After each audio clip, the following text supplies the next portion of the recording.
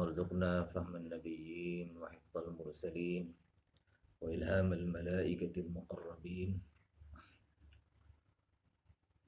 اللهم انفعنا بما علمتنا وعلمنا ما ينفعنا وزدنا علما، والحمد لله على كل حال، ونعوذ بك من حال أهل النار.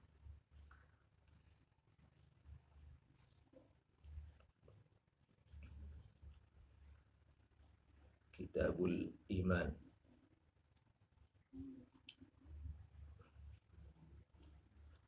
Ada nuskhah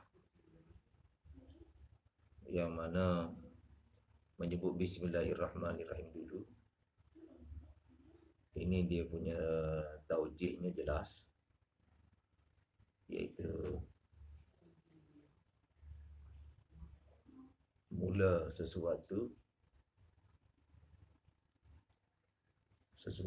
urusan dimulakan dengan Bismillah, sesuai dengan hadis Nabi, kullu amrin ribalin, setiap pekerjaan yang penting yang tak dimulakan dengan sebut nama Allah, maka pekerjaan itu terputus keberkatannya.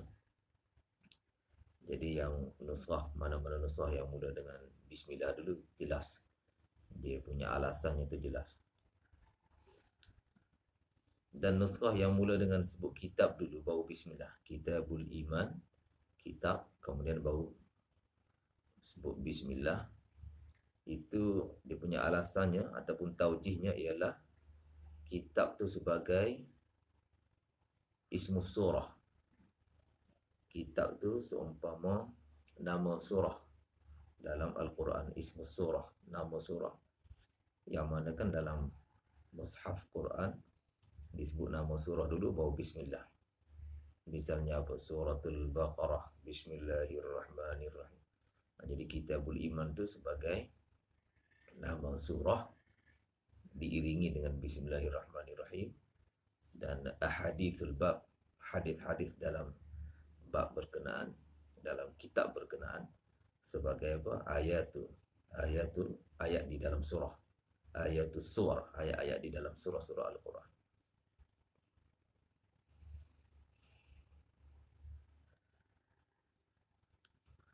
Setelah Imam Bukhari cerita tentang kepentingan wahyu, kebesaran wahyu, kebenaran wahyu, maksumnya wahyu, kehujjahan wahyu, maka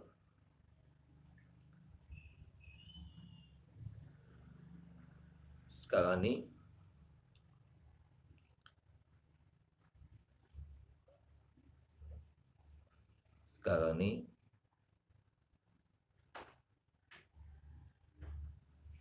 bermula maksud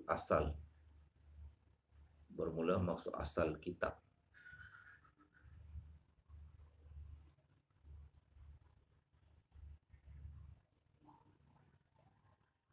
Yakni maksudnya apa? Badul wahyi sebelum ni sebagai muqaddimah. Sebab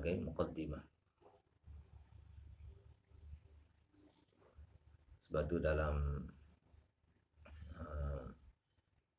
kebanyakan nuskhah tidak ada letak kitab. Ada juga nuskhah yang guna Kitabu Badil Wahyi, tetapi kebanyakannya ialah Babu Badil Wahyi. Sebab apa? Sebab Badul Wahyi itu sebagai muqaddimah kepada kitab-kitab selepasnya.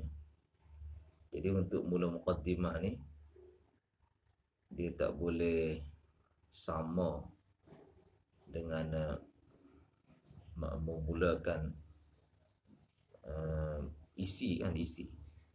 Selepas Badul Wahyi, dia adalah isi kandungan kitab. Badul Wahyi muqaddimah. Nak mula muqaddimah tak boleh sama dengan mula isi kandungan. Jadi sebab tu kebanyakan nuskhahnya ialah dengan apa? Babu Badil Wahyi, bukan kitab, tetapi Babu Badil Wahyi. Sebab dia muqaddimah kepada kitab-kitab selepasnya. Sekarang ni barulah nak memasuki maksud, baru nak mula memasuki maksud kitab, maksud penulisan kitab. Jadi sebelum ni sekadar muqaddimah saja Badul Wahyi. Apa yang dimaksudkan sebagai apa ni, maksud kitab, iaitu maksud kejadian manusia ni, maksud penciptaan manusia ialah untuk pengabdian diri kepada Allah Subhanahu wa taala, mengabdikan diri kepada Allah Subhanahu wa taala. Wa ma khalaqtul jinna wal insa illa liya'budun. Aku ciptakan manusia dan jin tidak lain hanya saja untuk mengabdikan diri kepada Allah Subhanahu wa taala. Jadi nak mengabdikan diri kepada Allah melalui iman dan amal. Melalui iman dan amal. Dan iman dan amal ni merupakan apa? Penzahiran ataupun penunjulan. Iman dan amal ni merupakan penunjulan, penampilan bagi tuntutan wahyu. Penampilan bagi tuntutan wahyu. Jadi Badul Wahyi sebagai satu muqaddimah, sebagai suatu laluan untuk pergi kepada maksud. Maksudnya nak menzahirkan pengabdian kepada Allah. Menzahirkan pengabdian kepada Allah melalui iman dan amal. Jadi sekarang ni merupakan apa? Asy-syuru' fil maqsud. Kitabul Iman ni asy-syuru' fil maqsud. Mula memasuki maksud sebenar penulisan kitab, iaitu untuk menzahirkan pengabdian kepada Allah. Menzahirkan pengabdian ni melalui hati, dengan amal hati. Itulah namanya iman. Dan menzahirkan pengabdian pada Allah dengan anggota badan, jawarih, itu namanya amal. Jadi sebelum ni cerita tentang kebesaran wahyu, tentang kehujjahan wahyu, semua itu sebagai muqaddimah. Sebagai apa? Tamhid. Sebagai tamhid. Kita nak buat sesuatu kan ada tamhid dia, ada muqaddimahnya, ada pembukaannya. Awak nak tanam ladang, nak tanam apa sayur ke apa di ladang, muqaddimahnya kena memastikan tanah tu tanah yang boleh dibuat apa, cucuk tanam. Jadi tanah tu adalah dibajak dulu, adalah digembur dulu. Barulah penanaman akan dibuat pada tanah tu. Jadi penggemburan tanah itu merupakan apa? Muqaddimah. Merupakan muqaddimah, pembukaan bagi kerja-kerja penanaman.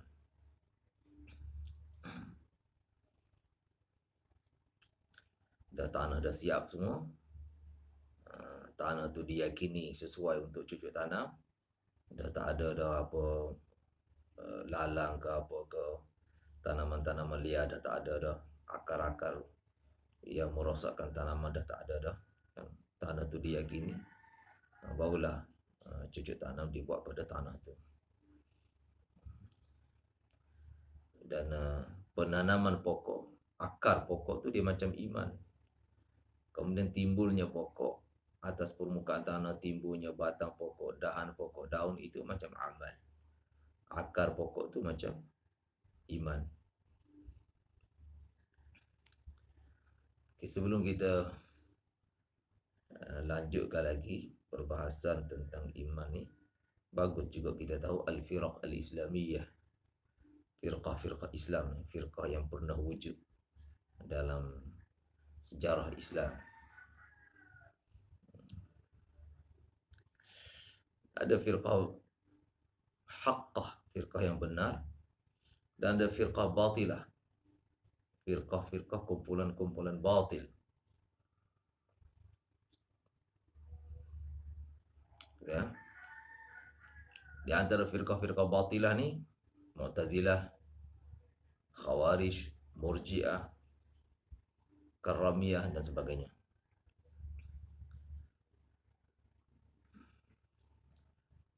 Ini merupakan firaq dhalah, firqah yang sesat. Dan al-firaq as-sahihah, firqah yang benar adalah apa? Firqah Ahlus Sunnah wal Jamaah. Yang mana Nabi sebut sebagai ma ana alaihi wa ashabi. Ma ana alaihi wa ashabi.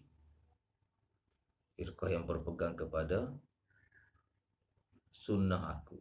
Sunnah yang menjadi pegangan aku dan pegangan sahabat-sahabatku.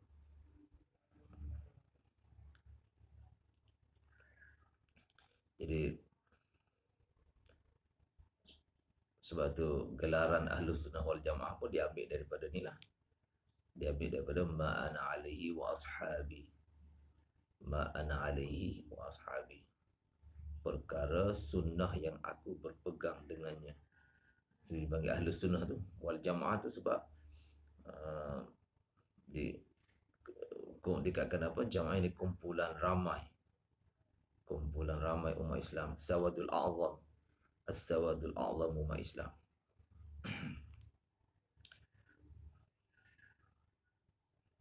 Sebab itu dipanggil Ahlus Sunnah wal Jamaah. Berpegang kepada sunnah Nabi dan berpegang dengan pegangan As-Sawadul A'zam.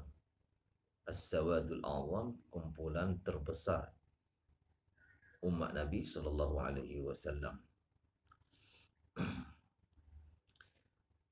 Ahlus Sunnah wal Jamaah ni ada beberapa aliran. Ada beberapa aliran. Satu, aliran muhaddithin.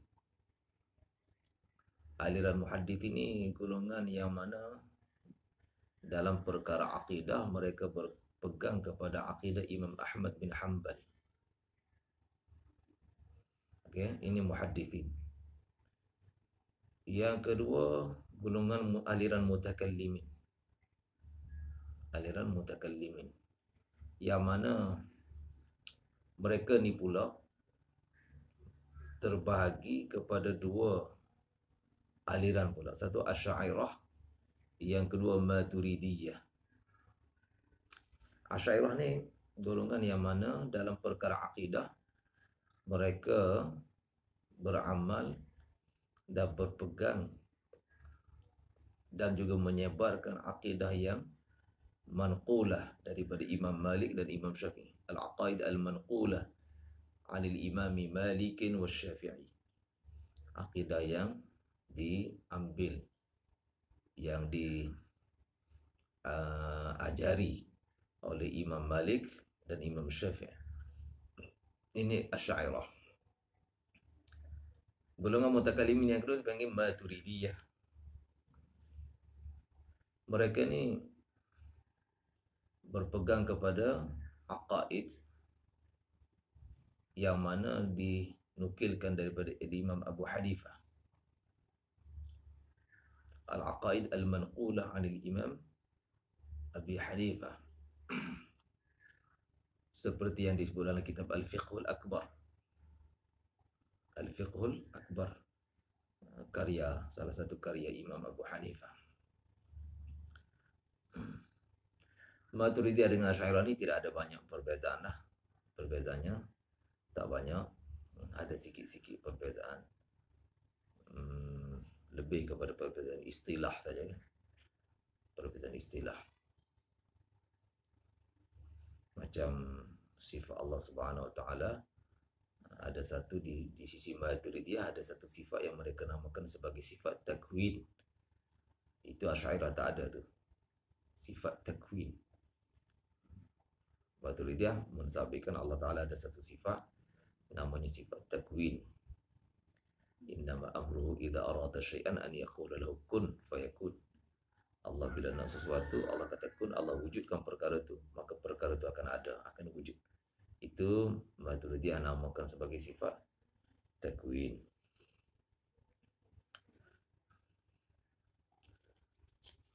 Dah buat apa dah? Pecahan Ahlussunnah wal Jamaah.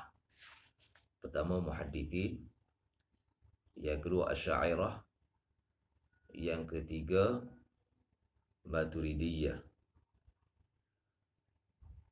yang keempat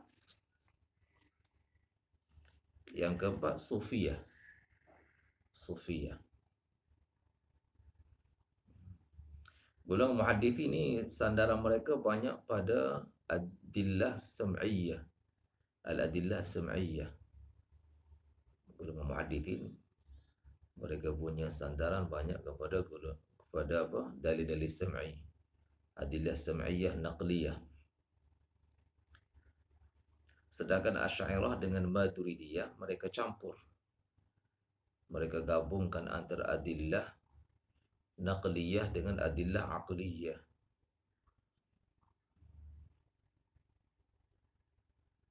Dan Sufiyah pula sandaran mereka banyak pada isyraq nuri. Al-isyraq an-nuri. Isyraq dengan mana apa nama ni, sinaran. Isyraq nuri, sinaran cahaya, pancaran cahaya ma'rifat yang terhasil daripada tazkiyatun nafs. Terhasil daripada apa? Tazkiyatun nafs, penyucian batin. Batin manusia ni bila suci akan mendapat pantulan. Hati dia tu akan apa, ada in'ikas, menerima pantulan cahaya ma'rifatullah. Bila mana hati bersih macam cermin yang kita tilik setiap hari kan. Kalau cermin tu penuh dengan debu, penuh dengan minyak, segala macam, cermin tu tidak akan dapat memantulkan gambaran muka kita. Yang kita tilik dekat cermin tu, dia tidak mantul. Tapi kalau cermin tu bersih, dia akan memantulkan cahaya ma'rifah. Sampai baik. Semua faham? Alhamdulillah. Begitu juga hati kita ni, bila ada tazkiyatun nafs, tidak ada karak kan, karak hati, maka dia akan memantulkan cahaya ma'rifah. Man asyraqat bidayatuhu asyraqat nihayatuhu. Ini satu ibarat dalam kitab hikam. Kitab hikam, kata-kata hikmah nombor 27. Man asyraqat bidayatuhu asyraqat nihayatuhu.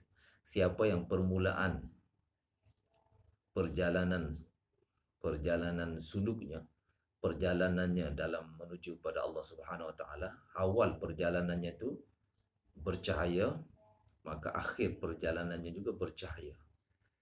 Macam mana boleh bercahaya pada awalnya? Awalnya tu penuh dengan tariqah. Awal perjalanannya tu penuh dengan tariqah, yakni penuh dengan sunnah Nabi. Kehidupannya awalnya penuh dengan sunnah, penuh dengan mujahadah. Maka akhirnya dia akan dapat hakikat, akan dapat ma'rifatullah. Mula perjalanannya dengan tariqat, akhir perjalanannya, akhir suluknya akan dapat hakikat.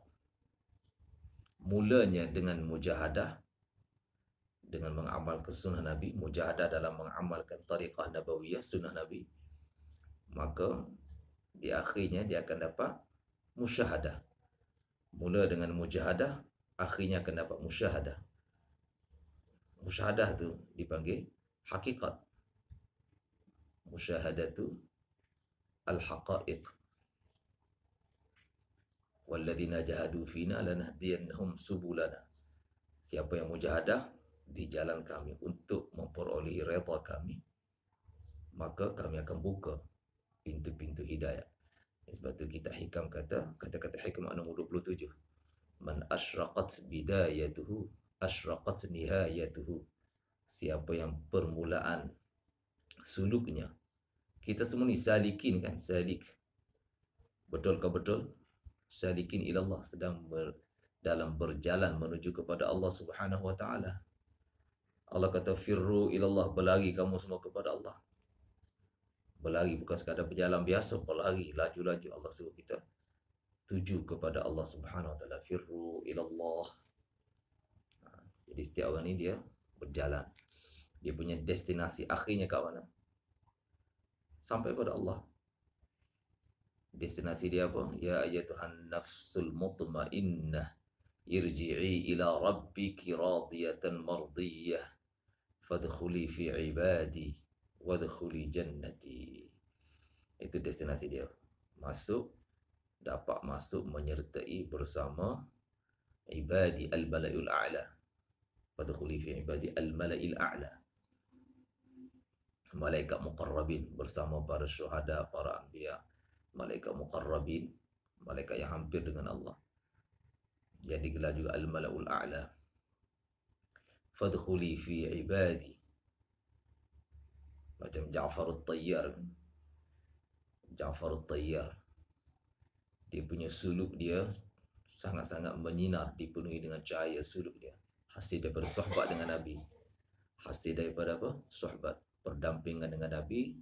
Ja'far bin Abi Talib, dia syahid dalam peperangan Mu'tah.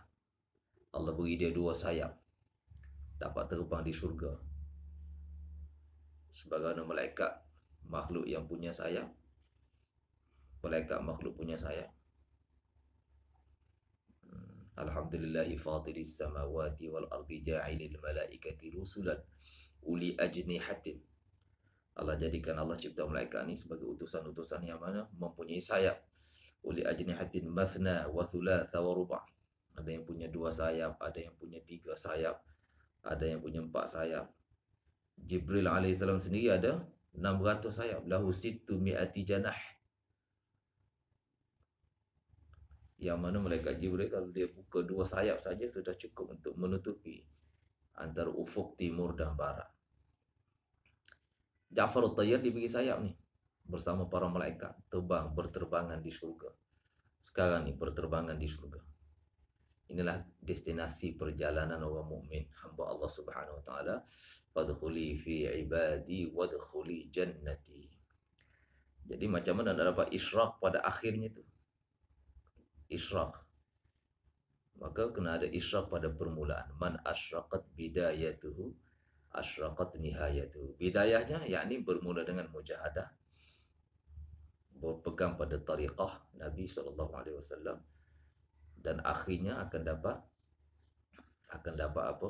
Musyahadah, memperoleh hakikat. Mula dengan tariqat, akhir dapat tariqat.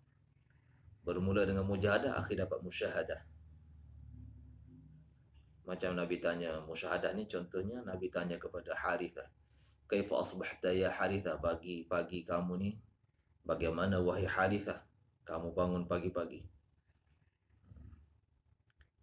Qala, kata Harithah, asbahtu mu'minan haqqa, aku pagi-pagi ni beriman sepenuhnya. Iman sepenuhnya. Nabi kata likulli qaulin haqiqah. Fama haqiqatu qawlik. Setiap kata-kata, setiap dakwaan ni ada hakikatnya. Apa hakikat dakwaan kamu? Harithah kata, asba'tu nahari wa ashartu layali. Siang hari aku dahagakan ia, aku jadikan siang hari aku penuh dengan dahaga, yakni aku puasa. Asba'tu nahari wa ashartu layali. Malam hari aku jadikan apa? Berjaga, tak tidur. Qiyamul lail, bertahajud dan sebagainya. Wa ka'ani anzuru ila arsy rabbi. Seakan aku nampak arsy Allah Ta'ala. Ini Allah Ta'ala bagi musyahadah kepada dia kan. Musyahadah kepada Harithah, satu orang sahabat Nabi. Seakan-akan aku nampak arsy Allah Subhanahu Wa Ta'ala. Dan seakan-akan aku melihat ahlul jannah yatazawarun. Mereka, ahli syurga, menziarahi sesama mereka. Dan seakan-akan aku dapat lihat ahli neraka, mereka ni terpekik, melolong, meraung-raung di dalam neraka. Okay, itu pendekatan sufiah melalui cara apa? Isyraq nuri, mendapatkan cahaya dengan cara menyuburkan cahaya iman dalam hati melalui tazkiyatun nafs, takhliyah dan tahliyah. Tazkiyah dan tahliyah, penyucian batin. Jadi Ahlus Sunnah ada 4 aliran lah semua. Aliran muhaddithin banyak berpandu kepada adillah sam'iyah.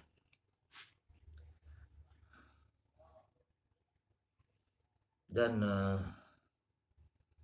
hari ni kan sebahagian besar berlaku ikhtilaf ni pun lebih kepada ni sebenarnya. Lebih kepada perbezaan dalam melihat dalil. Perbezaan dalam melihat dalil. Contohnya apa?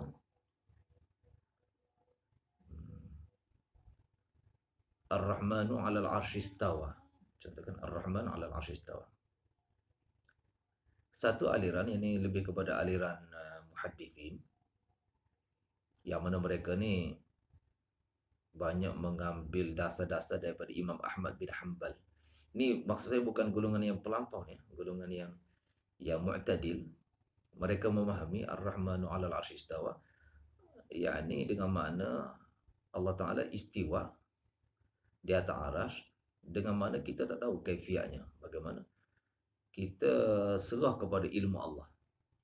Kita terima nas sebagaimana zahirnya. Imrarun nusus ala zawahiriha. Kita lalukan nas sebagaimana zahirun nas tanpa kita takwil apa-apa sebab kita tak tahu. Ini pendekatan muhaddithin yang mana mereka ambil daripada Imam Ahmad bin Hanbal. Tengok kepada dalil naqlinya. Dalil naqlinya dalam perkara ini iaitu Allah kata begitu-gitulah.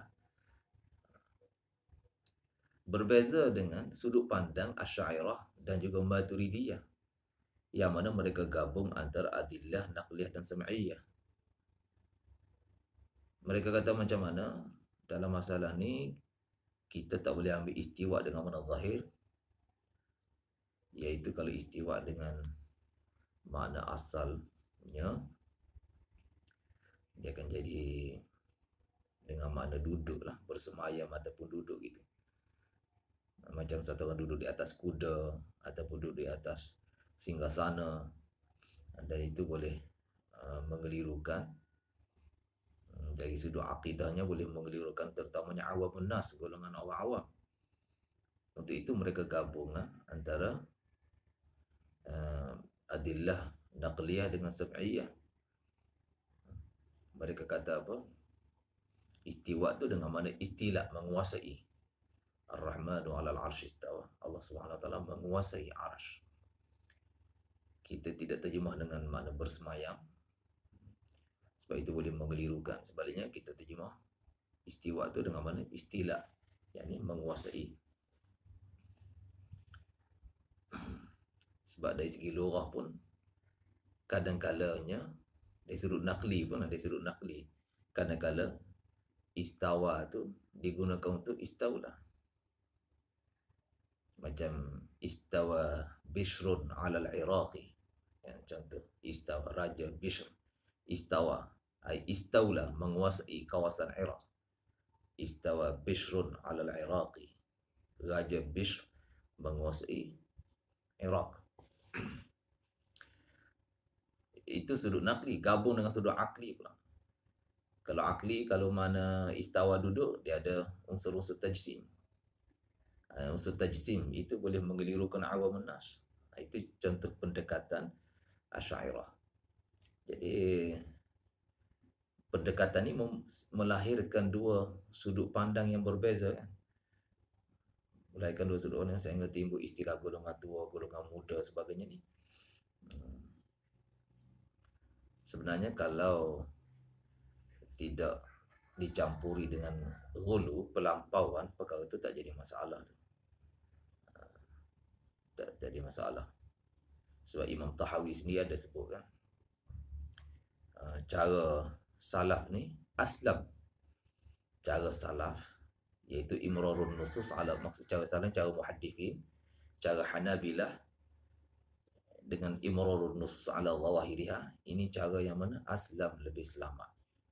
Aslam lebih selamat, yakni kita terima akur pada nas terima sepenuhnya apa yang Nas sebut. Lebih selamat dari segi apa tu, akurnya kita pada kehendak Nas. Okay, kita terima tanpa takwil maksudnya. Dan tariqatul khalafi ahkam. Ini kata Imam Tahawi, cara khalaf dengan takwil dengan makna yang sesuai, ini ahkam, lebih kemas dari segi apa? Menjaga akidah orang awam. Awamun nas, dari segi menjaga akidah. Sebab orang awam pun dah keliru. Kalau kita kata duduk di atas aras ke apa ke, mereka akan terbayang tajsim. Bayang tajsim. Okey ya. Jadi sebenarnya dua aliran tu boleh ada titik pertemuannya sebenarnya. Tak perlu berbalah kan. Tak perlu berbalah. Boleh ada titik pertemuan. Satu cara untuk apa tu, ihtiyat, iaitu cara khalaf ni, ihtiyat supaya selamat akidah orang awam. Dan satu lagi, supaya apa ni, selamat taslim tu, taslimun nusus, selamat dari segi apa, akur kepada nas. Jadi kedua-duanya untuk selamat tu sebenarnya. Titik pertemuannya pun dua untuk selamat. Jadi tidak ada masalah. Yang jadi masalah bila dihulukan perkara itu, bila diwujudkan pelampauan, dihulu ataupun dituduh hulu, dua-dua jadi masalah. Contohnya kan, contoh gini, pihak yang kata yang mau ambil zahir nas, setengah-setengah mereka ni hulu. Ar-Rahmanu 'alal 'arsy istawa tu dengan mana dia terjemah secara seakan-akan Allah itu berjisim. Sesuatu ada di atas sesuatu yang lain. Kan sesuatu Allah itu berjisim, berjihah, itu hulu tu. Jadi sama ada pihak yang kata begitu hulu ataupun pihak lawannya menuduh hulu, dua-dua akan jadi masalah. Kalau mendakwa hulu, mendakwa Allah itu sebagai berjisim, syai'un ala syai'in, sesuatu di atas sesuatu yang lain, dakwa gitu pun jadi masalah. Ataupun mereka tak dakwa tapi pihak lawan mereka menuduh mereka sebagai mujassim pun jadi masalah. Boleh faham? Sama juga di sebelah sana. Di sebelah sana, kalau sedang sebut ke sebelah kaum muda lah kan, sebelah kaum muda, kalau menuduh kaum tua ni sebagai mu'attil, ta'til, berakidah dengan akidah ta'til. Ta'til ni maksudnya apa? Mengatakan Allah Ta'ala tidak ada sebarang sifat, sedangkan maksud kaum tua ni bukan menafikan sifat-sifat Allah Subhanahu Wa Ta'ala, tetapi maksud bila terjemah istawa dengan istila ni, kan istawa terjemah dengan istila, kan golongan khalaf. Istawa terjemah dengan istaula, maksudnya bukan untuk menafikan sifat, bukan maksud ta'til, menafikan sifat-sifat Allah Subhanahu Wa Ta'ala, bukan maksud ta'til, tapi lebih kepada untuk jaga akidah tadi, jaga akidah awamun nas.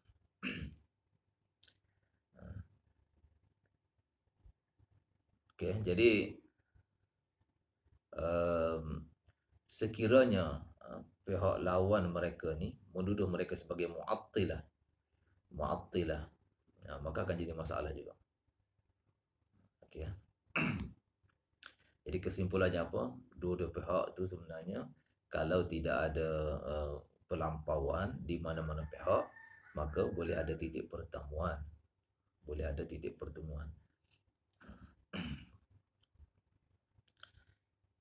Umat Islam ni untuk disatukan kan, bukan untuk dipecah-pecahkan. Nabi SAW menyatukan umat, bukan memecahkan umat. Jadi dua aliran tu asalnya perbezaan sudut pandang saja.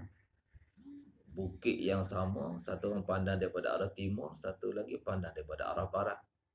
Yang pandang arah timur dia kata bukit itu bulat. Yang pandang daripada arah barat dia kata bukit itu tiga segi. Sebenarnya bukit yang sama. Ada titik persamaannya, ada titik pertemuannya. Okey, itu firqah Islamiyah haqqah, firqah yang hak. Terbagi kepada 4 kumpulan ataupun 4 aliran.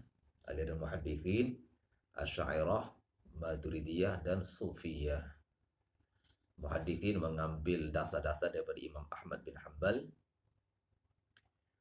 Asy'ariyah mengambil dasar dari Imam Syafi'i dan Imam Malik dalam perkara akidahnya.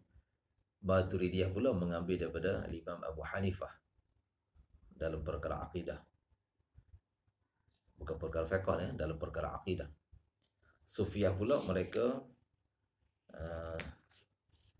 bersandar kepada Isyraq Nuri, Al-Isyraq An-Nuri.